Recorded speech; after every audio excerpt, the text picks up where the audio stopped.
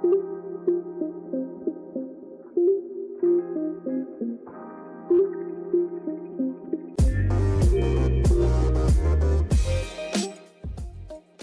and welcome to another episode of the 60O podcast. My name's Tom Campbell. Great to have your company. Siebes, you and I have been meaning to do this episode for a long time now, but we've had about 40,000 club reviews to get through over the past couple of months. But this episode is all about you and your brother and playing for Germany. So I just want to start off with, first of all, how did the Germany selection come up for yourself and your brother, who I think also played as well?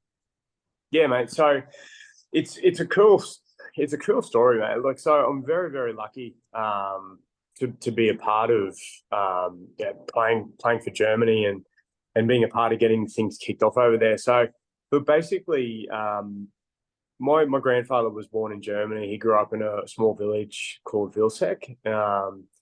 And it was actually after the war, it became an American army base. And when my granddad got to about 20, so it was about almost 10 years after the Second World War, he made the decision to come over to Australia and, set up life over here and get away.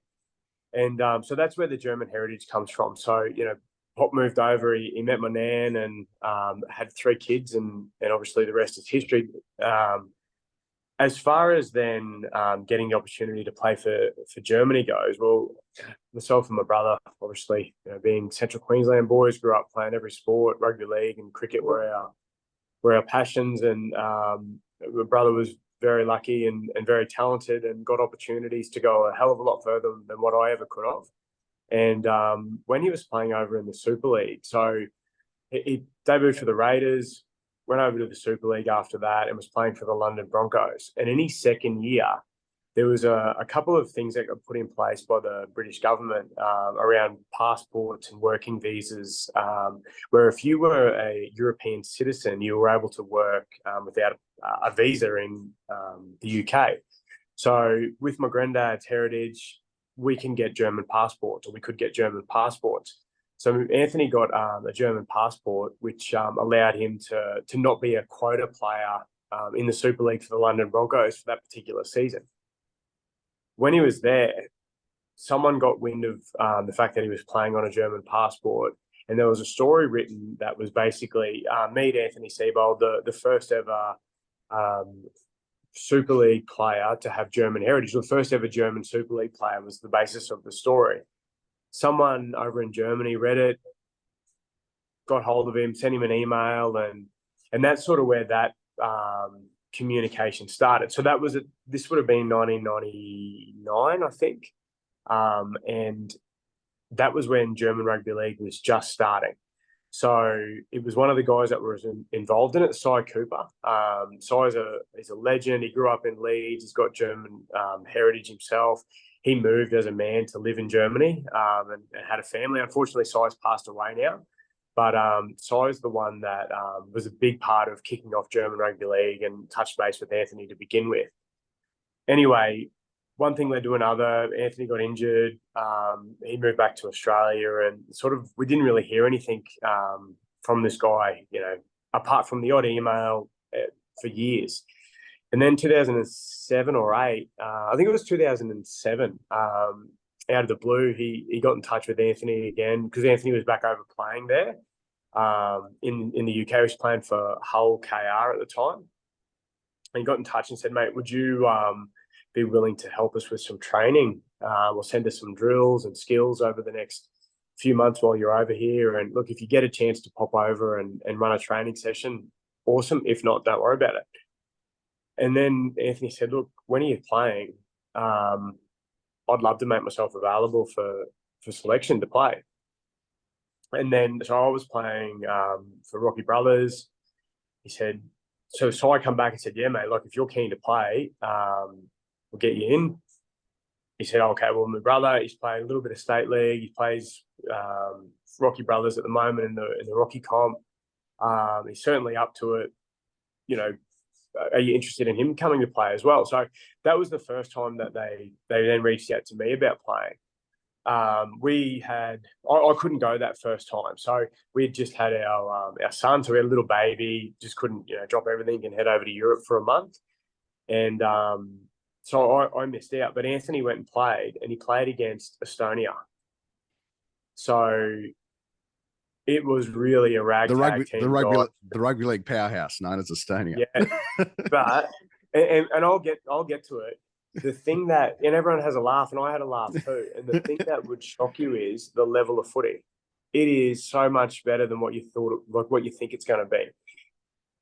Excluding Estonia, they were rubbish. Right.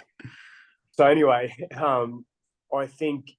So this is like how early on it was with international, not necessarily International Rugby League expanding, but Germany being a part of it. So there's about 42 countries that play international footy now. At the time, I think Germany became the 20th or 21st sanctioned International Rugby League side. So official International Rugby League. And they went over, they had a squad of 17, that was including Anthony. Someone got crook and pulled out. So they were down to 16. And then when they got over there, someone got injured or something happened and they might have got injured in the captain's run the day before. So the squad was down to 15. So the guy who was coaching, so Cy Cooper was a player. He'd actually played in Leeds growing up. So he was a decent footballer himself. He was playing. The guy that was coaching, Uwe, he would have been in his 40s and didn't have an ounce of athletic ability in his body. He ended up sitting on the bench to play, to make up numbers. And then there's a set of brothers called the Kindhorse brothers, and they're actually in the Guinness Book of World Records, the Kindhorse brothers. They're from Leeds in England. Jimmy Kindhorse has played 200 Super League games for Leeds and Hull.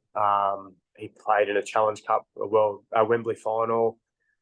He's won Super League final. So, this guy went on to play at that level for such a long time. His three older brothers were playing for Germany at the time, and they're really good footballers themselves. And I think Jimmy was 16, or might have even been 15. They said, "Look, we're short. Do you want to throw a jersey on and sit on the bench, and you get a chance to have your first ever game of footy with your three older brothers?" He said, "Yeah, no worries." Jimmy went out, and I think he scored a hat-trick. Right. Yeah, so straight away, it was Anthony said, they're good. These Kindhorse brothers are good. They really surprised me at how good they were. A couple of them probably should be playing at a professional level. He said, but their little brother's a freak. And right. so Jimmy, he went on, and that was one of his first ever games of footy, because growing up in Leeds, where they were, their dad was a lecturer at a uni in Leeds. So they played, not by choice, they were sort of stuck playing a lot of rugby union growing up.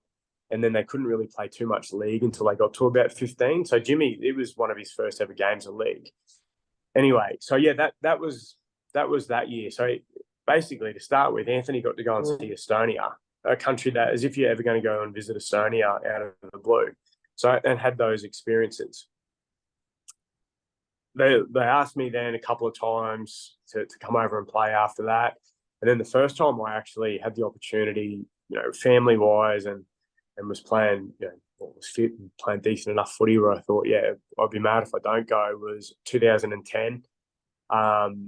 So we went over Zoe came with me, my wife. We went over for a month, and the two games were, Anthony was coaching the Celtic Crusaders then. So he was basically coaching the reserve grade for the Celtic Crusaders, who were a team that went into the Super League for a couple of years. A lot of guys from Rocky end up playing for them as well, or guys who live in Rocky now. Darren Mapp, Ian Webster. There was a heap of them that went over and played. Luke Dyer come and lived here for a little bit. Neil Wyatt, another Rocky boy, all of these guys have played NRL and they end up playing for the Super League side. And their reserve grade side was called the South Wales Scorpions, and Anthony was head coach of that side. He was meant to come and play for Germany. They made it through to a round of a knockout comp that they didn't think they would. So he unfortunately couldn't come and play the first game with me that we thought we were going to play, which was against Serbia. So anyway, we booked it all. planned it. Me and Zoe thought, you know what, stuff it. You only live once. We've got this opportunity to see the world, play a bit of footy, and experience some stuff. We flew over and we flew into Serbia, and the plan was to meet the side. They were a bit vague with me, so especially going into Serbia, it was like, oh, our second game against the Czech Republic is in Germany. We'll actually have like a full 3 or 4 day camp before that, but the Serbian game, we have to be in Serbia. We have to be at Belgrade by, I think the game was at 4 p.m. on Saturday afternoon. We need you to be there by before 4 o'clock on Thursday half, so that we could have a run that half, another quick run Friday, and then play on Saturday. I'm thinking, oh, this is a bit strange. Like, Anthony told me, he said, it's better than you think it's going to be. And I started looking and doing a bit of the history of different rugby league teams and countries and things like that, which I'll get into in a minute. But thinking, okay, this is really strange, until we landed in Belgrade, and it's 2010. So you've got to think that's 14 years ago, which is a longer distance in time from when the war over there finished. So it finished around 2002. So it's basically 8 years since that conflict finished, and me and Zoe are landing in an airport in Serbia that was like a shed, and looking around thinking, holy shit, what's going on here? It just gave you that really uneasy feeling. It was like, gave me a little bit of, and again, I don't want to be disrespectful, but going from the airport into the center of Belgrade, it just had the best way to explain it is like Borat when he was in Kazakhstan in the villages. That's just what it looked like. Yeah. So we've gone in, and then as soon as you get to the center of Belgrade, it's like the couple of suburbs around the CBD are really war torn. So there's bullet holes in buildings still. There was, big holes in buildings where bombs had gone off. You could see where mines had been. I've got a photo where we went for a walk to a park, and it's a big sign, and it says basically, walk here at your own risk, because they'd swept for mines, but they couldn't guarantee that there weren't any mines still sitting in the ground there. Yeah. And then all of a sudden you get to the center of Belgrade, and it's like the center of Paris had been just plonked straight in the middle of Belgrade. It was absolutely beautiful. It was one of the most beautiful cities I've ever been to. So it was cool just seeing that. Then we went and had training, and I met the boys. I'd reached out to a few of them. We'd spoken to each other, and the first thing that shocked me was it was no different to any bloke who had grown up in a rugby league heartland, who's throwing the footy around with each other from being a kid. They all had good skills. They all had good catch and pass. Their contact was awesome. They're very, very brave, very tough blokes, the German guys were. The only thing that they were lacking was a little bit of that footy knowledge, that's without thinking about it, that second nature, understanding a game and managing a game, and just being aware of rugby league and the fine details of it. So that's sort of where we were able to help us. Myself, Anthony, when he played, the Kindhorse brothers, growing up with that background and playing a lot of footy, it made a big difference. So we played against Serbia, and Serbia had just done a deal with Whitehaven in England, and basically Whitehaven were going over and picking out their 3 or 4 best players, and the most athletic or the most skillful, taking them over and hoping that 1 or 2 of them come good. One of them ended up playing a fair bit of championship, which is second division in England. Actually, a few of them did, but one of them was legitimately a really good footballer. But the Serbs were, I'll send you some photos, they were full of gear. There was no drug testing before the game at all. They were like enormous. Like they were sweating steroids. It was ridiculous. So they beat us. I think Germany had never got within 60 of them. And I think we ended up losing like 42-20, something like that. But I remember we got it back really close. We were a chance of winning. And then, we might have been in a position to score to make it 30. I think it would have made it 34-28. We must have lost 40-22. we bombed it, didn't take our chance. They basically went the length, scored, and the score there looked a little bit worse than what it was. Can I just ask you, first of all, these games, are they part of a World Cup qualification stage? Like, yeah, they are. Yeah, sorry. Yeah, so that was called the European Championship. So right.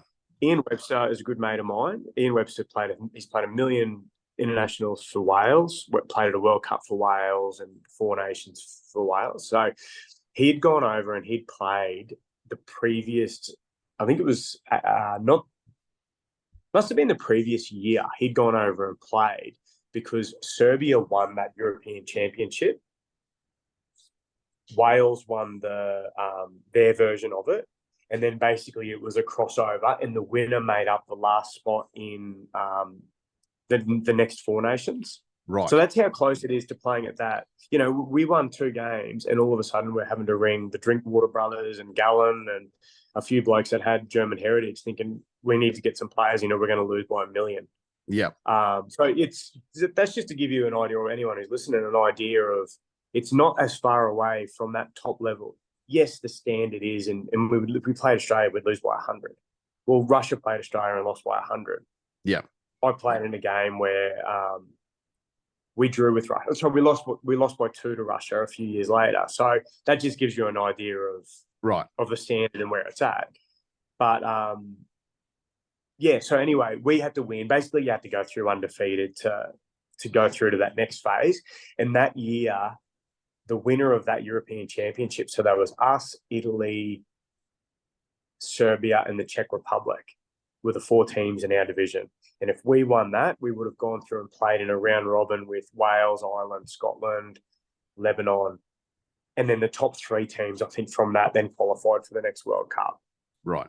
But because we lost that first game, we were automatically out. Right.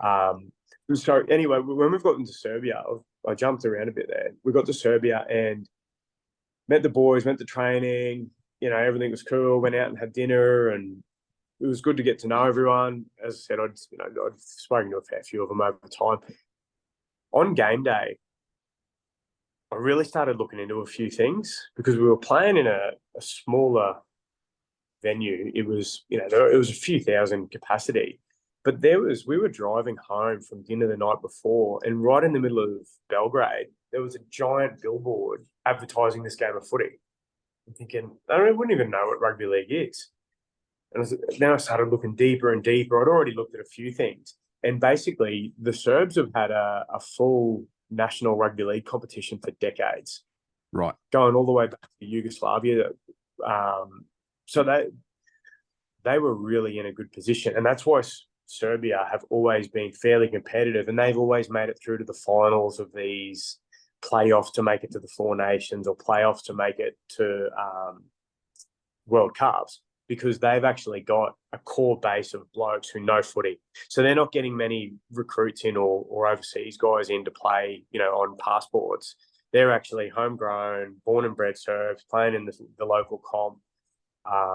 And to give you an idea, I would say that first game I played would have been the equivalent of so both sides would have been like a fringe CQ A grade finals footy side, if that makes sense. So if they entered if either one of those sides entered into the local A grade comp, they'd be pushing to make this, they'd be thereabouts to make the semis. Right. If that gives you an idea of the standard and what sort of footy it was. It got better rapidly, though. It did get better really quickly. But on game day, we've turned up to this stadium, and there was no other girls there. And Zoe started sort of thinking, I thought, a few of the players' wives or girlfriends would have travelled over and got a bit of a holiday out of it. They're like, no, the girls were dodging this one. They're all going to meet in Germany for the next game. So you'll get to meet everyone there and have a bit of fun with them. And then our manager come down and said to Zoe, like, just as we were starting to go into the shed to warm up, I was like, look, we've had a chat. We don't really feel comfortable, Zoe, you sitting in the grandstand on your own, because Serbia were due to play Germany in the Soccer World Cup that next must have been 2 days later. And they're full, like, their soccer over there, they're full lunatics. And she said, so we just didn't feel comfortable you sitting in a crowd. They're expecting a couple of thousand people to come cheering for Germany, being the only one cheering for Germany in the crowd. Look, would you mind each team, there's meant to be a doctor on the venue for the game to be, a proper International Rugby League fixture, but each team gets allocated a doctor, and a doctor's allowed to be on the sideline. Do you want to pretend you're a doctor? And Zoe's gone, yeah, I'll pretend I'm the team doctor. I've got photos of her wearing like the official International Rugby League team doctor shirt. That meant that she had the accreditation to sit on the sideline with the side. It's little things like that which were crazy. But the referee that come over and did it, he was he come and introduced himself. He was a Pommy guy, and he said, "Oh, I just thought I'd come and introduce myself. I actually, I refereed your brother's side in Wales last weekend, and we were chatting, and I said to him that I was coming to do this, and he said, "Oh, my brother's playing. Make sure you sing out." So the proper refs from a high level. It's proper officiating. It was all legit. Yeah, it's all sanctioned, but it was just very early on in the growth of international footy, and it was something that was so cool. So we went from that, and I'm thinking, okay, well, that was a hell of a lot tougher than I thought it was going to be. I did think to myself in the back of my mind, you know what? I'd love to play these guys one more time because I reckon we'd beat them. There was a couple of things that give me a indication that they had a little bit of quit in them if it got tough. So I sort of banked that in the back of my mind. We went a couple of weeks later, we played the Czech Republic in Germany, and we won. So to give you an idea, right, I said Australia would have beat us by 120. We beat the Czech Republic 92-0. Right. It's not great. That's how ordinary. And they had a full squad. That's how ordinary they were. They were terrible. Right. Absolutely terrible. Just on the Serbian team, I'll put up a few photos as this video goes on as well. But I have seen a couple of photos of some of the guys there. They are juiced to the gills. All of them just absolutely juiced. Not all of them. Right. No, but as a general rule, they were. Like even their hooker, he was about 5. He was really good too, actually. He was about 5'2" and 6'3" wide. It was just like that. He made like a little Brad Drew type nugget frame, but 10 times bigger. Right. Was there a stage where you and your brother both played for Germany together at the same time? No. So that game against Serbia was going to be the only time, because the game against the Czech Republic, he had a fixture on. Right. Okay. Whereas that one against Serbia, they didn't have anything on, and they weren't anticipating. Like, he had given them no chance of making it through to the round of this knockout comp. Yeah, that they were in, and they just kept winning, and so they made it through to that round. So he couldn't come and play. So we didn't get a chance to play Germany together, which was a shame. So from the Czech Republic, what happens then?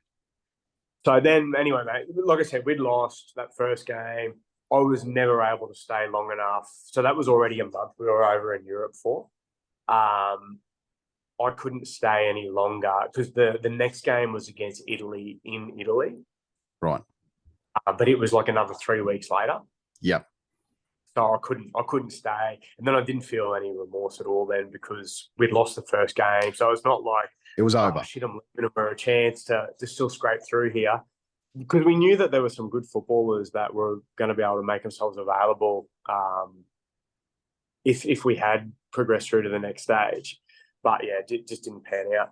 And then a couple of years later, I went back and got the chance to play against Serbia again, and we ended up beating them with a field goal, like on the hooter, which was a cool experience. They'd really pumped it up. We got a really big crowd in Germany, actually. And when I say really big crowd, it was like, there was 2,000 or 3,000 people there. But for a soccer mad country who know rugby union and don't know the difference between rugby union and rugby league, like, it was enormous. So we played in a big uni town, and because we won, that night was unbelievable. It was one of the best nights out I've ever had.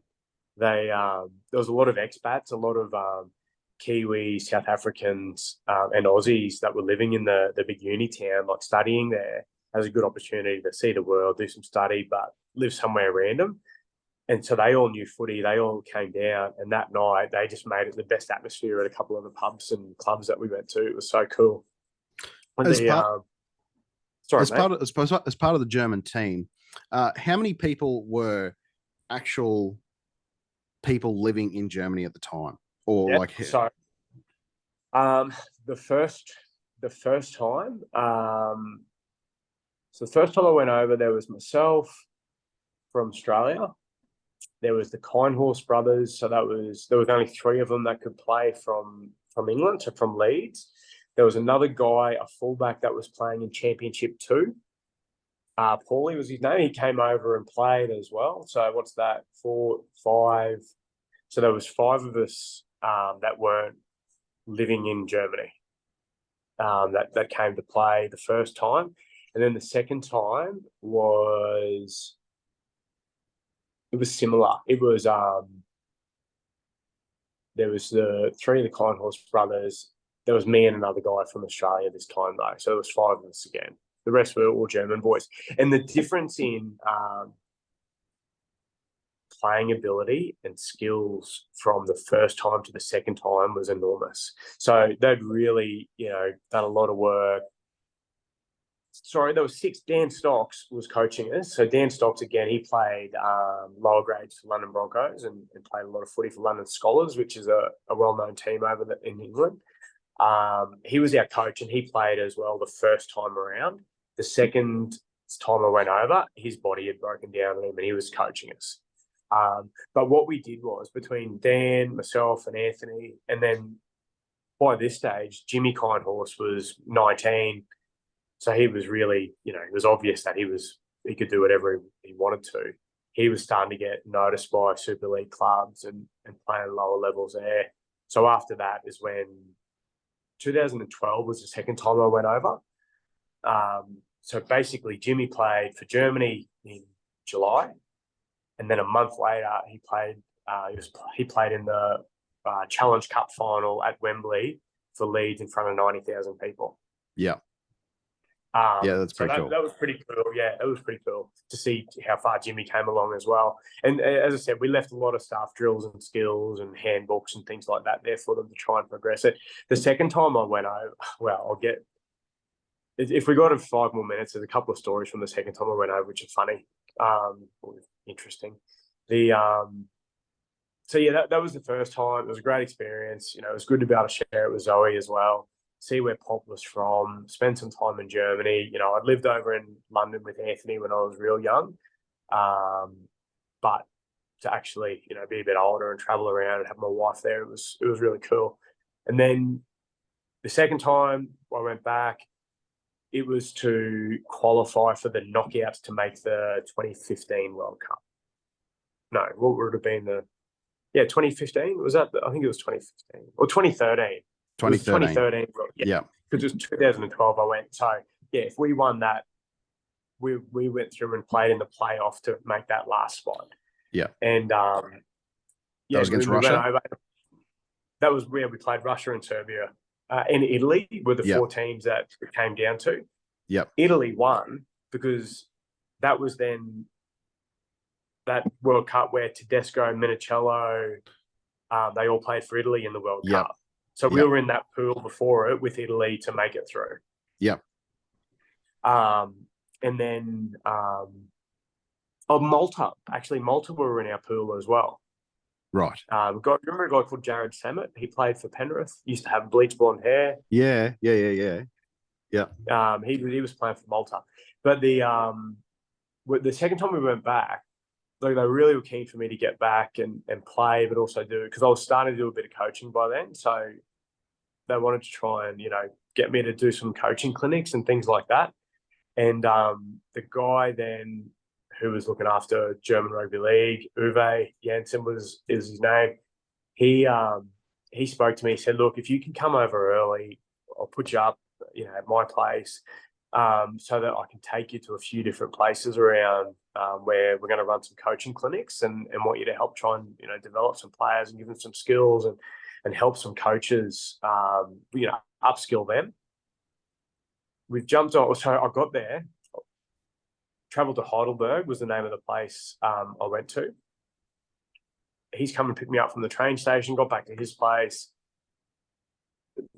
This was just bizarre. He's a lovely bloke. So I don't want to misconstrue this anyway. He's a really genuinely lovely bloke. Taking me to his place, walked in, met his wife.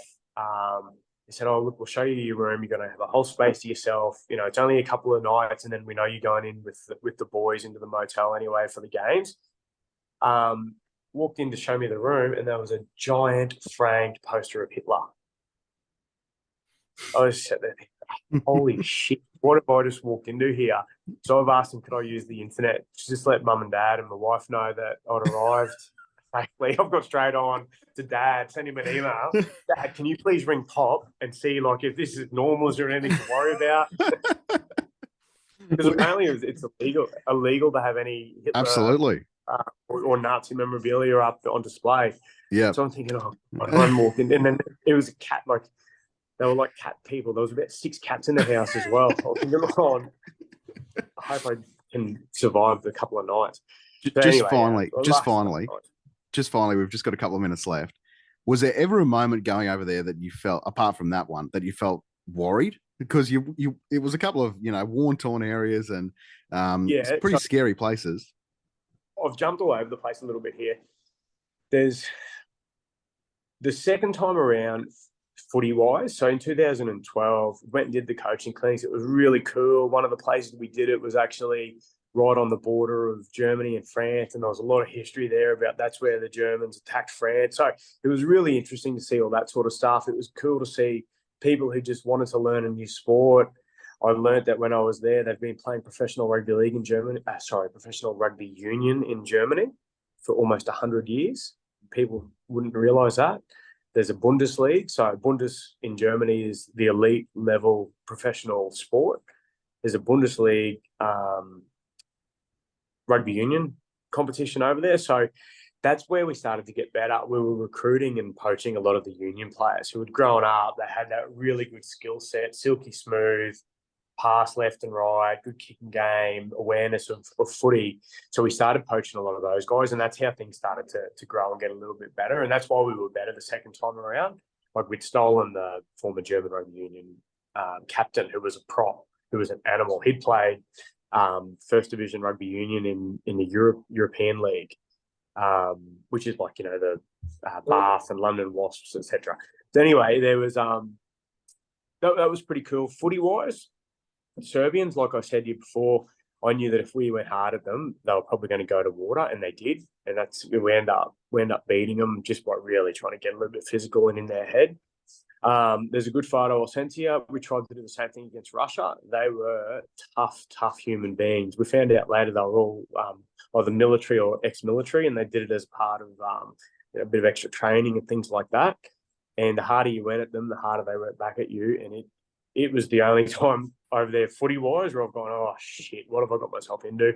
There's a photo I'll send you where I got spear tackles. Anyway, the first time I went with Zoe, we'd gone out the night after the game, had a great night. We were full, had a ball. So we're in the middle of Belgrade and managed to get our way from one of the pubs or venues. It was a club we went to. We walked through like this old decrepit building. It was like a movie. We walked through 3 or 4, would have been like 3 or 4 giant rooms. And it was all run down, warehousey type. And then all of a sudden we've walked out and it's opened up into this massive big venue. It was bizarre. It was like something you'd see in a movie.